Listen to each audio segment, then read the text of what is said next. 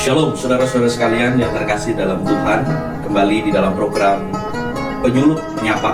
Pada kesempatan yang indah saat ini, saya rindu untuk boleh berbagi satu pemahaman, perenungan dan penghayatan dalam kehidupan spiritualitas kita sebagai orang percaya, umat Kristiani, dalam relasi kita kepada saudara-saudara kita, baik saudara seiman ataupun saudara yang berbeda keyakinan dengan kita. Semua berawal dari cara pandang.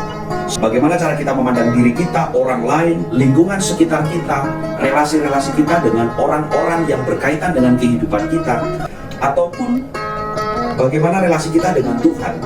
Cara pandang kita tentang Tuhan menentukan kualitas dan optimalitas kehidupan kita.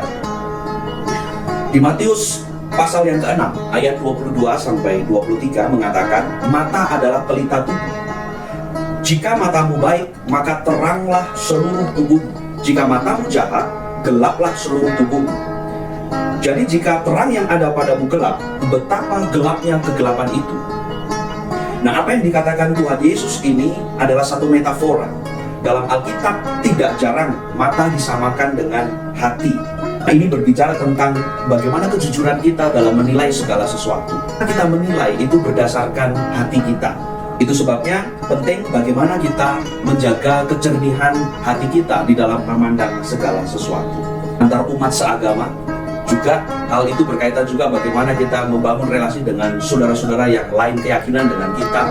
Artinya hubungan antar umat beragama ataupun hubungan kita sebagai insan umat beragama dengan pemerintah, dengan instansi lembaga-lembaga yang berkaitan dengan kepentingan-kepentingan kehidupan kita. Sehingga aktualisasi sikap, cara berpikir, tindakan kita kiranya ada dalam cara pandang yang benar. Seringkali seseorang mendasarkan penilaian atas dirinya dan situasi yang terjadi dalam kehidupannya kepada hal-hal yang di luar dirinya.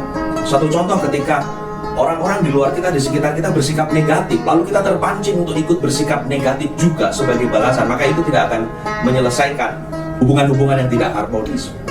Itu sebabnya penting untuk memulai dari diri kita. Yesus mengajarkan dalam firman-Nya di Matius pasal 7 ayat 12, segala sesuatu yang kamu kehendaki supaya orang perbuat kepadamu, perbuatlah demikian juga kepada mereka. Jangankan relasi kita dengan orang-orang yang tidak satu keyakinan dengan kita atau hubungan antar umat beragama. Nah, seringkali di dalam relasi kita dengan umat seagama saja banyak mengalami kendala ketika kita tidak mengedepankan tanggung jawab kita untuk terlebih dahulu membangun sikap yang positif terhadap orang-orang di sekitar kita.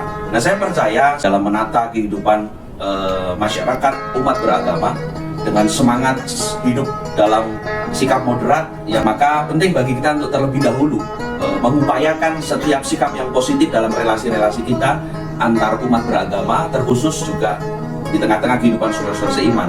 Mari mulai dari kita. Kalau tidak dari kita, mau dari mana lagi? Kita ingin membangun satu sikap yang positif supaya impact-nya, respon-respon orang-orang di sekitar kita pun menjadi positif seperti yang Tuhan Yesus ajarkan. Ketika kita terlebih dahulu berinisiatif dan berupaya terus menjaga sikap-sikap yang positif dalam membangun relasi, saya percaya kerukunan akan terjadi, sikap moderat akan terbangun. Kita tidak akan menjadi orang yang berpikiran sempit, seringkali mengedepankan pertikaian di dalam menyelesaikan perbedaan, tetapi kita jadi orang-orang yang punya sikap yang konstruktif, membangun relasi yang positif, mengedepankan kebaikan, mengedepankan kedamaian, sehingga hubungan relasi kita baik di tengah-tengah umat seagama ataupun di tengah-tengah kehidupan umat beragama yang berbeda-beda keyakinan dan latar belakang suku sekalipun, kita tetap dalam konteks menjadi anak-anak Tuhan yang membawa damainya Tuhan, kasihnya Tuhan, kebaikan Tuhan bagi semua umat.